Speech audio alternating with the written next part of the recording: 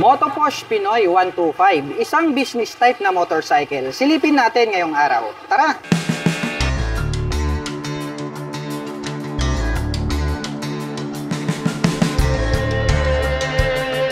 At kung naghahanap po kayo ng business type motorcycle na mapapagkatiwalaan at magagamit nyo panghanap buhay, ito po yung ating Motoposh Pinoy 125. Malakas din po ito. At talagang ito po ay hinahanap ng ating mga kababayang Pilipino dahil nga po pangalan pa lang gawang Pinoy. Motoposh Pinoy 125.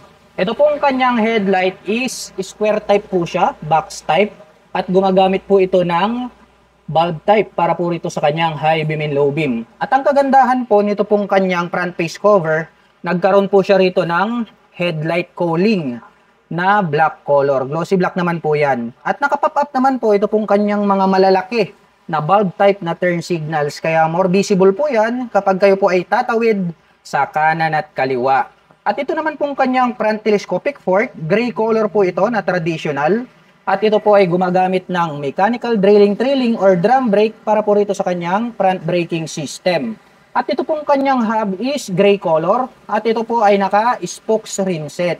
At ang sukat po ng kanyang gulong rito po sa harapan, ito po ay mayroong sukat na 2.75-17. Mapunta naman po tayo rito po sa kanyang fuel tank. Glossy black naman po ito pong kanyang fuel tank. At itong kanyang fuel tip is black color po siya na parang flower. Tapos nagkaroon ng stainless steel dito po sa bandang gitna. At may nakalagay naman po rito na Motoposh na decals in white color. At ito po pala ay mayroong 9 liters na fuel tank capacity. At mayroon naman po itong fuel consumption na 45 km per liter. At ito pong kanyang upuan, malapad din. At ang kagandahan niyan, malambot. Ayan o, bumabaon yung ating kamay. Malambot po ito pong kanyang upuan. Kaya talagang komportable itong sakyan. At mayroon pa po pala siyang built dito sa gitna. At nagkaroon po yan ng lining na stainless dito sa bandang ibaba. Yung pagkakatahi, matibay din po siya. At ang kagandahan po nito pong ating Motoposh Pinoy 125 ay meron na po itong makapal at matibay na integrated na rear carrier. Ayan o, ang kapal nitong tubo na ginamit nila rito. Ngayon naman po, kung halimbawa gagamitin mo ito pang service, pwede ka na agad maglagay rito ng top box straight out from casa. At kung gagamitin mo naman po ito na panghanap buhay, pwede ka po ritong makapag-angkas pa ng additional na isa. Kaya kasya po rito yung 3 tao kasama yung driver. Kaya mas malaki yung iyong kita. At nagkaroon pa po pala siya rito ng guard para naman po rito sa ating turn signals. Nagkaroon siya rito ng protector. At ito po pala ay mayroong 4-speed manual transmission para po rito sa kanyang shifter. At ito pong kanyang mga pillion step sa ating rider at back rider, metal po yan. At nagkaroon po yan ng rubber cover on top. At ito po pala ay mayroong center stand at side stand na tubular. Black color naman po na metal. At ito po yung kanyang engine cover is gray color po siya. Tapos nagkaroon po siya rito ng chrome color na Motoposh. Mayroon din po siya ritong CDI na naka-intact in chrome color. Kaya more attractive din po yung design nito pong kanyang engine. At ito pong kanyang side cover, nagkaroon po siya ng mga butas rito. Glossy black lang din po yan. Nakaterno yan dito sa kanyang fuel tank. At may nakalagay naman po rito na Pinoy 125. Tapos nagkaroon ulit siya ng ganitong design na decal. Ayan o, para po siyang arrow. Nakaterno po pala yan dun sa kanyang fuel tank. At ito po ay gumagamit ng tubular na black color para naman po rito sa kanyang swing arm. At itim din po ang kulay nito pong kanyang chain protector. At ito po pala ay gumagamit ng dual shock absorber para po rito sa kanyang rear suspension. Itim po itong kanyang coil spring. At ito po ay manually adjustable. At kung inyong mapapansin, mayroong nakaabang rito. So meaning to say, pwede po natin yung dagdagan. Kung halimbawa, ito po ay inyong gagawing panghanap buhay. Kung pang service naman, okay na po yung single shock. Huwag nyo na pong dagdagan. Pero kung gagawin nyo naman na panghanap buhay, dagdagan po natin ng isang shock absorber dito.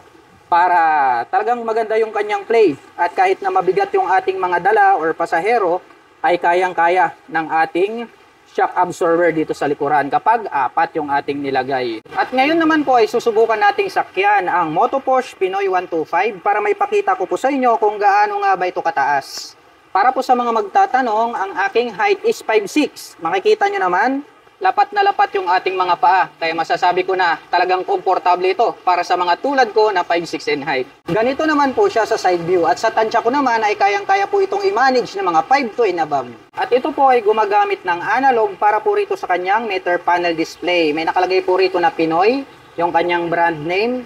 And then makikita po natin dito yung kanyang speedometer at yung kanyang odometer. Mayroon naman po siyang mga light indicators dito sa bandang ibaba, ngunit wala po siyang gear indicator. At gumagamit naman po ito ng mechanical key para po rito sa kanyang ignition. At ito po ay naka-naked handlebar na glossy black color. At pagdating naman po rito sa kanyang mga button selectors, mayroon po itong high beam and low beam, turn signal selector at ang kanyang horn. Habang dito naman po sa kabila, mayroon pong on and off, ito pong kanyang headlight. Mayroon siyang hazard button. At nandito rin po yung kanyang electric starter. Itim po ang kulay nito pong kanyang mga handle grip. At black color din po ito pong kanyang clutch lever. At ito pong kanyang brake levers. Mapunta naman po tayo rito sa likuran. Silipin naman po natin ito pong kanyang tail light. Box type din po ito pong kanyang tail light. At ito po ay gumagamit ng bulb type. Box type din po ito pong kanyang mga malalaki na turn signals at naka-bulb type din po yan. At ito pong kanyang rear fender, nagkaroon siya ng parang sombrero dito. At ito rin po yung kanyang nagsisilbing plate holder. Silipin naman po natin ito pong kanyang gulong rito sa likuran. Ito pong kanyang gulong rito sa likuran ay may sukat po pala ito na 3x17. At ito po ay naka-spokes rim set. Dumako naman tayo rito sa kabila. Ito pong kanyang rear braking system dito po sa likod. Ito po pala ay gumagamit ng drum brake. At ito pong kanyang hub is gray color po siya. At ito pong kanyang exhaust pipe, mahaba po ito na chrome color. At mayroon naman po itong single exhaust. At ang kagandahan po pala nito pong ating Pinoy 125 na Motoposh ay mayroon pa po pala itong integrated na kick starter. Bukod dyan ay mayroon pa po siyang electric starter. At chrome color din po ang kulay nito pong ating foot brake. At pag-usapan naman po natin ang kanyang engine specifications. Ang Motoposh Pinoy ay mayroon po itong 125 cubic centimeter engine displacement. At ang presyo po ng Motoposh Pinoy 125 ay nagkakahalaga po ito ng 39,000 pesos sa cash. At kung gusto mo naman pong kumuha ng hulugan ay kailangan mo pong mag-down payment ng 3,400 pesos. At mayroon naman po itong 2,207 pesos sa loob po yan ng 3 taon. Para po sa lahat ng kukuha ng motor, ito po ang mga requirements. So, valid ID, barangay clearance, 2x2 picture at sidula. Kaya ano pa ang hinihintay nyo? Tara mga kamotopos, dito sa Expolite Motor Corp, dito sa Barangay Gigilunan, Mangaldan, Pangasinan.